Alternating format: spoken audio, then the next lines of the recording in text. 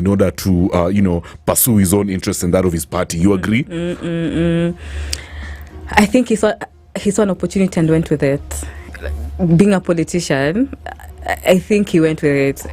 Being that for us Kenyans, Mandamano is equal to, I think that laid a platform for him. So yeah, he took advantage of the Gen Zs, most of those who died in the streets, and which is quite unfortunate. Sababu, that is not what we wanted.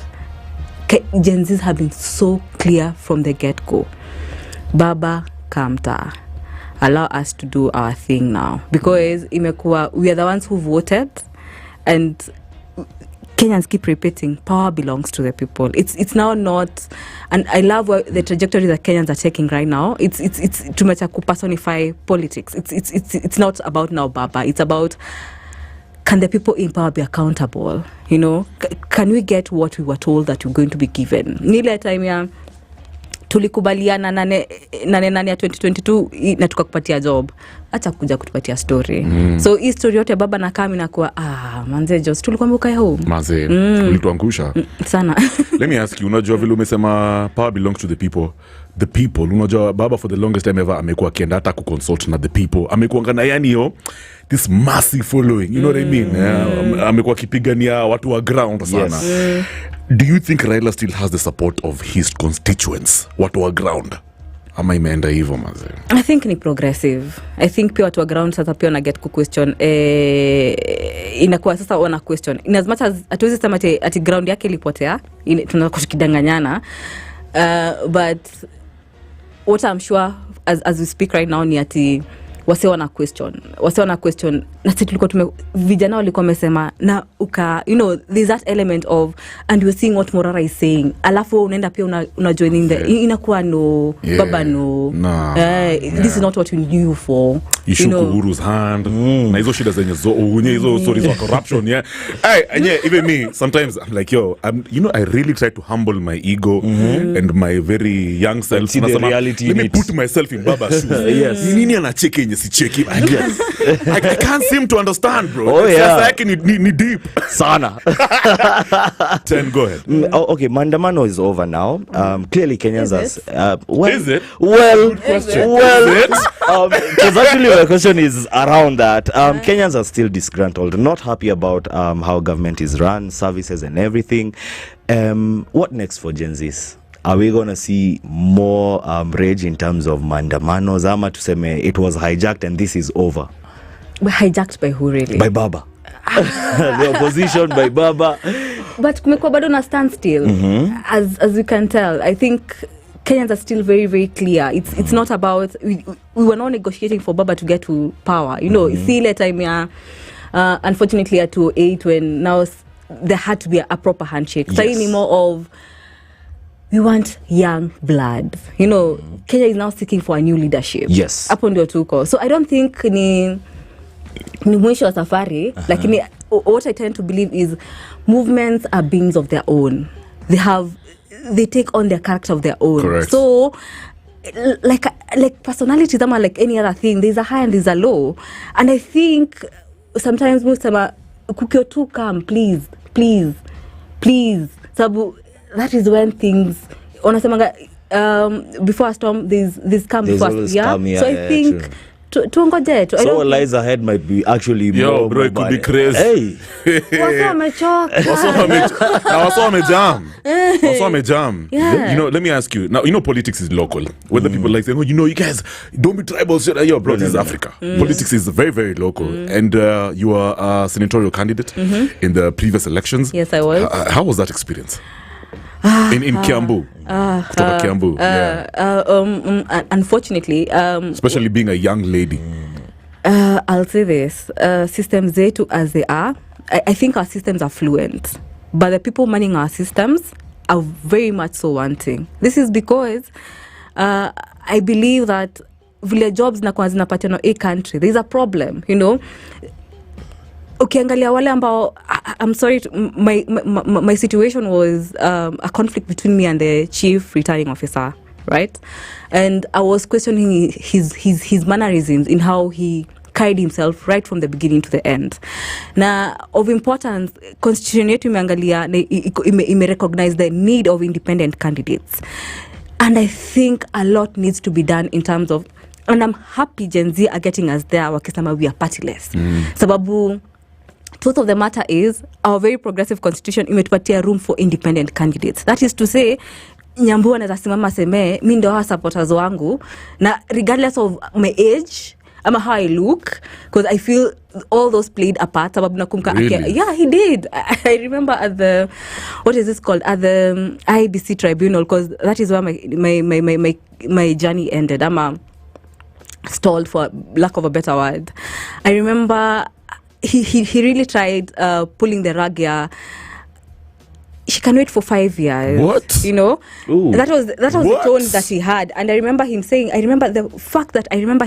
word for word, I remember him saying, and she was brought by her father and mother. And I was like, yeah. Yes, guys, ageist. Exactly. Wait. Oh, so that is where we are going right now. And you just didn't check my work. You just turned me down. You know, I mean, have the decency. And I think tukiangalia na what happened, we had a presidential candidate ban the ID, the electoral card. Yes. You remember? Yes. And that is to say the situation of our country and how we take independent candidates, you know, in as much as systems that may allow independent candidates to run for office, a lot of times those manning our systems are not understanding. So it's very discriminatory. It is. Sababu sasa najua ikisema najua, but the fact that I was gazetted, but the fact inamaanisha I have ticked the boxes. Correct. Yes. And your work is to receive, not to decide on whether you're going to receive. Am I look ready? Am I don't look ready? Am I can wait for 5 years? Am I was brought by, you know, shall we? You know, shall we look at what we want to talk about? So I remember the day that I was even taking the papers.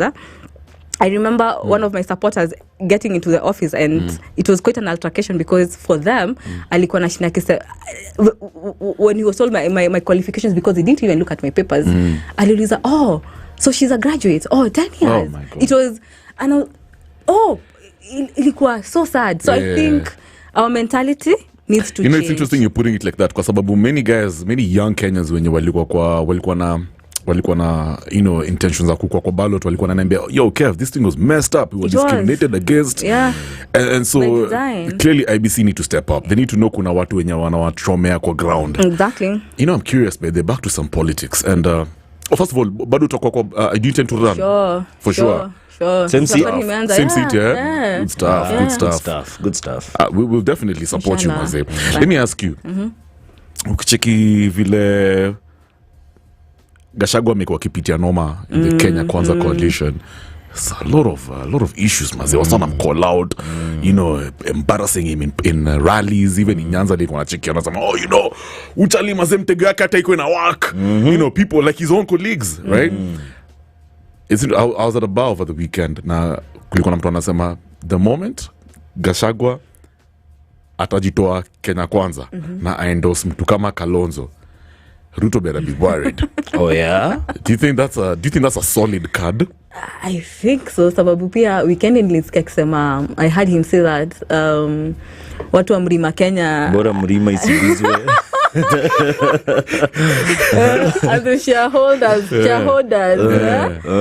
I heard him talk about not looking for friends and being friends with everybody. I remember even when walikuwa na the handshake purported. I remember him, there's a point in time alisema hata anaweza ongea na baba come 2027. When you listen to him talk, it's like he's really talking about him taking over the species and actually calling out the president in a very polite manner, but he really is, in terms of watu wa Mlima Kenya, they did their deed and they deserve to be there. So I think, and he's appeasing to the voices. I think he's doing something for himself. I think so. 10. Interesting. Back to Gen Z and Mandamano. I've heard you mention Gen Z's being partyless as a good thing, it has been used now as what was their disadvantage or their own undoing, saying that they are tribeless, they are partyless. Moving forward, do you think it would be a good move for Gen Z's being, say, tribeless and partyless and leaderless? It's about time they now have like a like structured well-structured leadership. Mbona tunainsistiingi sana na structure? Why? Si tunadai power. Ni sawa lakini why? Because Africa, we've been told that was their own undoing, because when they were called on the table, they didn't have any representation. But walisema hapana. Representative alisema vizuri sana, alisema when you were called to the table, ni kukataa walikataa kuapia. Walisema vizuri, kumekuwa na mouthpieces wakiongea.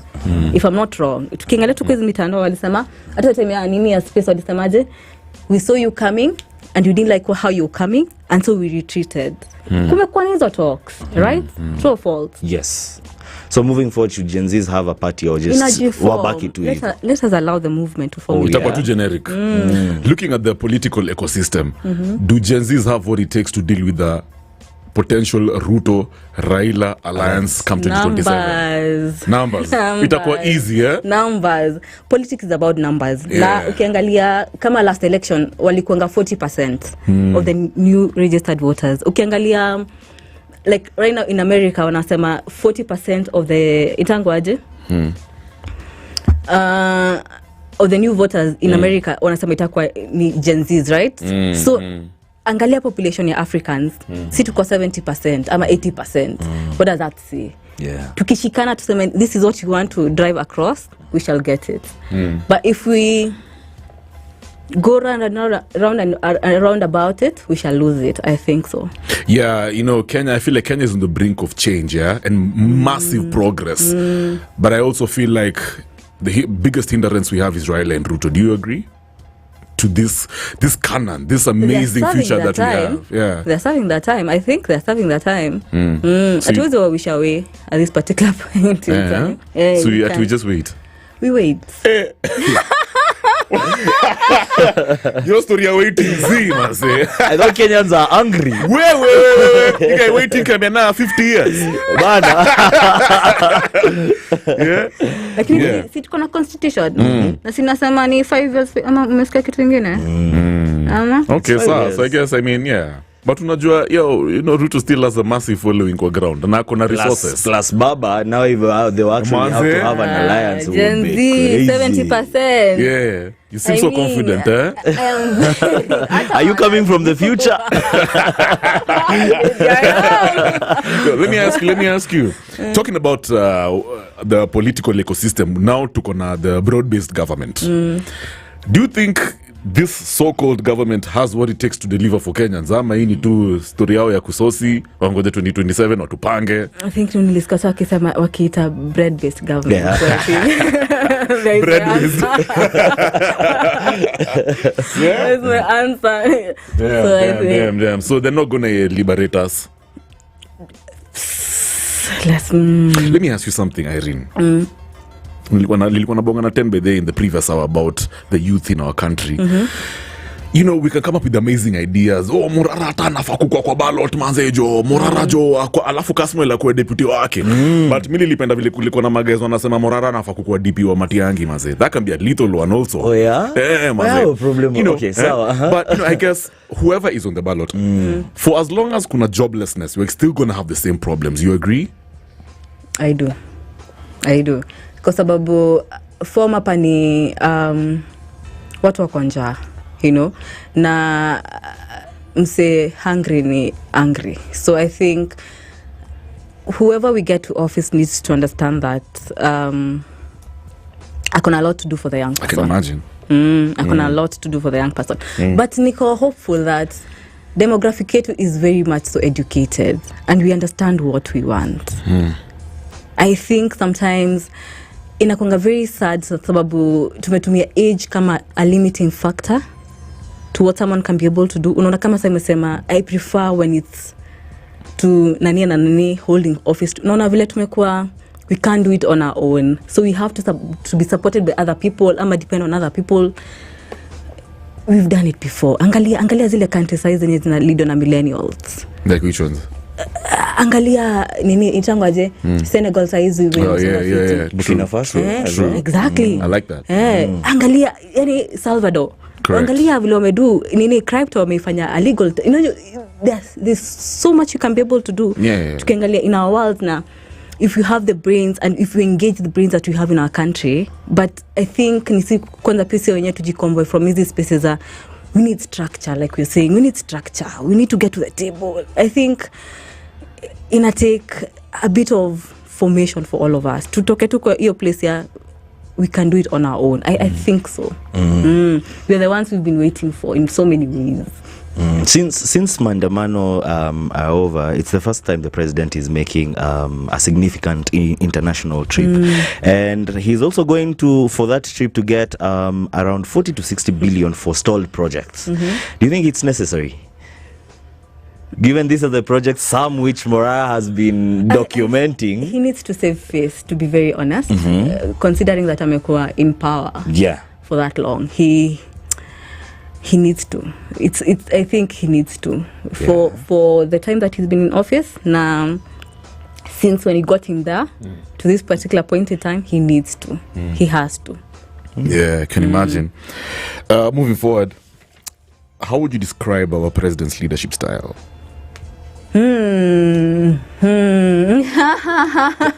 Nimekupata off guard. Nasikangina kusema dictatorial. Nasikangina kusema tone deaf. I think we're really not seeing the man. The guy who campaigned, the guy who talked to us, the guy who convinced us. Quite different. We're not seeing the guy. And for me, Niko Palepa, we need to see this guy. He needs to show himself off. I mean, he needs to. Yeah, I think so. Yeah. Nilikuwa nacheki the president while he was in Kisumu alikuwa anasema no one was abducted. Yeah, he has no reports of anyone being abducted. Challenge was there akasema if you know anyone who's missing your loved one, you know, would you come forward with their name.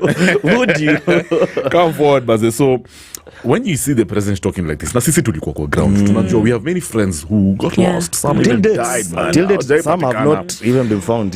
What sort of perception does this leave in the mind of Kenyans wakichiki prezo na bonga hivyo?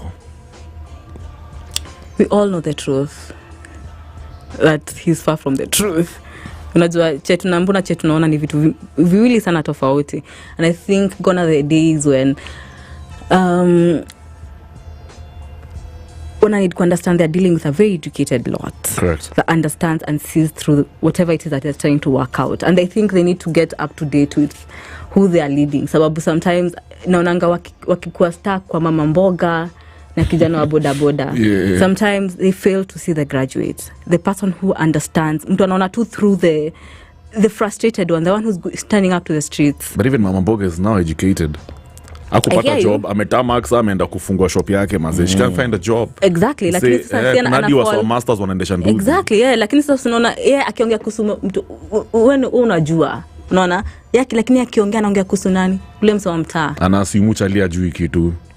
Unaona? So hata wakipanga vitu zao zote wanapanga na hiyo element ya ashikanishi chenye tunasema. Inakuwa ni so wrong that hata zile vitu zile projects zinafanya zinakuwa dumbed down, you know. It's not for and I long for the day hata wakisema we want to talk, I long for the day that wata calm down wasikize what the young person wants, allow the young person to drive the agenda and the conversation. I think us being the majority na us living in a democracy, we deserve that. We deserve a listening ear, kwa sababu people are not mad. Young people are not mad to get out.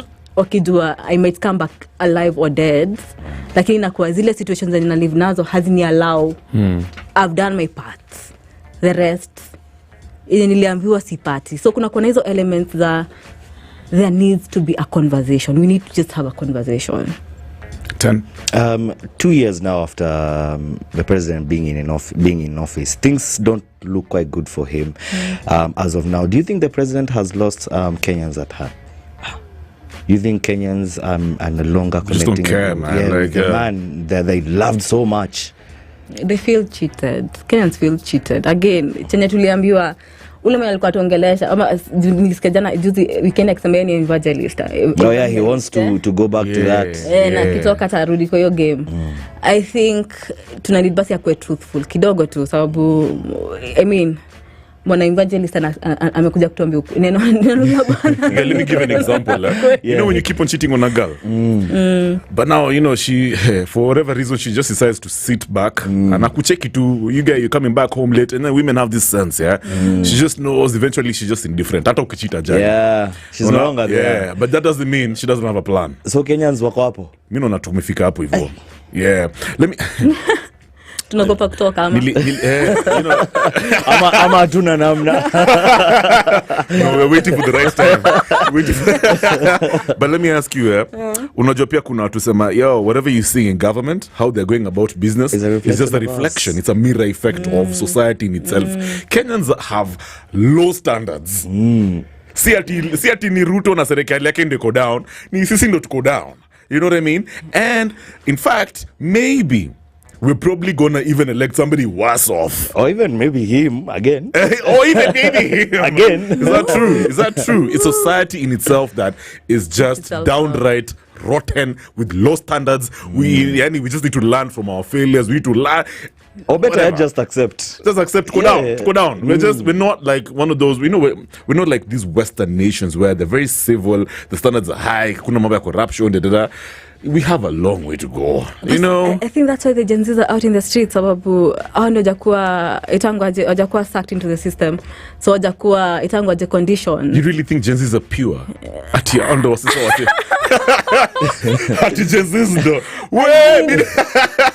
My point is what you're telling us. No, my point is they're not as contaminated as most of us are. Okay, I mean old ones. Nataka kusema kwa sababu wale wame grow up wakicheki these things. Correct. You know, and that is why they're demanding for them. That's the difference. They've seen their parents suffering. Exactly. Alafu pia wanacheki other countries getting what they're supposed to be getting. So wako hiyo element here, ninaona where the problem is at. Sijakuwa accepted into the system, but the system is also not working for me. So what's the plan here? Am I supposed to be just existing? Let me ask you a random question. If you had the chance to leave this country, start off a new life, you've been guaranteed a good job abroad, not even in America, in a nice country like Finland, Norway, would you leave? No. For real? No. Okay. You'll forever be a foreigner. Hakuna place ingine kama home. But don't you think you deserve to live, with dignity? That's exactly what young people are saying. We can live in dignity in our country. Sababu tuko na enough resources for everybody. Man. Why do we have to travel? Exactly. Mbona naenda kutafuta life? Mbona nijiuze hizo size zingine naweza jiuza kwetu na ni get chenye na get. Kweli. Naweza fanya ama kujiuza pana maanisha service to my people na ni get chenye na get. Kwa sababu we can't have a situation where you ni thinking ya kitambo at the place is saturated. Your brain drain, it's too much. Let us give our people what they deserve. Unaona, tuko na daktari pale juu. Tafadhali tibu maneno yetu bwana. Look at us in a convincing manner. Is it true that maybe our president and his government were hell-bent it's the donors, the Westerners, this wanatupatenga malone. They're the ones who are really, they're making us, like they're the ones who are deciding how we're even going to spend our money, the policies, that they're the ones who come up with our policy when it comes to taxes. Wanatupatizi, wanafanya surprise, wanatuweke some punitive taxes. Are we still slaves? Are we saying these are the guys who are calling shots? It's not really our president who wants maybe for us to be in this situation. I think Mali hata wasa wanakuwa kali sana na Mr. President ni kwa sababu he's been in office for 10 years, and him coming to campaign, he knew what he was getting himself into. Unaona, see at him say he's been there, he's seen it, he's lived it. That has been his life. So I think no excuse with him, no excuse. See ati niliingia ndani nikapata you've been there. We gave you this job to sort things out. You've been there as the deputy. You've been there. You understand the terrains. You've been there. I think, and that is why guys voted for him the way they did. Ni ile umekuwa hapo. You understand. Get us out of that. If you were, President Irene Nyambura, 2024, Inshallah. Genz mazee wanakubully deadly. What would you do different? Listen, listen, kwa sababu in every space ukisikia mseta ana complain kuhusu something, they just listen. There's a solution amongst themselves. Listen. I think that is where we're getting it wrong. Just listen. Hivyo tu job yako ni kufacilitate. Just listen. Yeah, they'll come up with their own solutions. Sababu most of these things are very subjective, you know. Na ukisikia msea amewika ni kwa sababu a lot of times they understand where the solution is at. So I think just listen. All right. We've asked this question a couple of times on this show. Kenyans have the will at heart of change. 2027 is approaching. Do you feel like a total overhaul of the political class is far-fetched? Or it's something that is very possible? It's something that is very, very possible, especially with the Gen Z movement. I think ni something very possible. Sababu, I think what nikiangalia 2022 and what is happening right now, I remember when collecting ID cards, we were supposed to be collecting 2,000. From 28 going downwards, those guys were unregistered voters, most of them. Now, when you spoke to millennials going up, wengi walikuwa tu estranged to the system. So I think that is to say, for me, I'm a great believer in, I love the progress that you're taking on. Yeah. So we can actually be able to send all of them home. We can be able to send those that are not working for us. Yeah. Okay. You know, so right. There are those that are really working for their people. Yeah. But there are those that, I mean, wamekuwa tu puppets. And they've accepted that they are. Tuliwaona, wakati wa Gen Z tuliwaona. Walituandikia kwa nini zao Twitter, wenye walikuwa nasema bosses wao ni nani. You know, there's a time tuliona. Yeah. So I think, because power belongs to the people, we have the mandate and the capacity to change and get what you want. Wow. Irene Nyambura, political enthusiast. It's been a real one. She's our power player of the evening. Tumekuwa tukiongea about the state of the nation, and the question is very simple, man. As days are moving by so fast, should Ruto and Raila be worried? Chenzi zomenyamaza. Should they be concerned? It's been real, eh? Irene, thanks for coming through. Good stuff. I've got some cool kids. Echo Smith, Alafu, where we're still going to cruise the internet. I have a crazy couple of facts I want to give you. Some alcohol facts. Hey, I'm really waiting for those ones. I'm really waiting for that one. It's 8:43. Good evening. Pure golden sound and good talk. 94.4 Spice FM.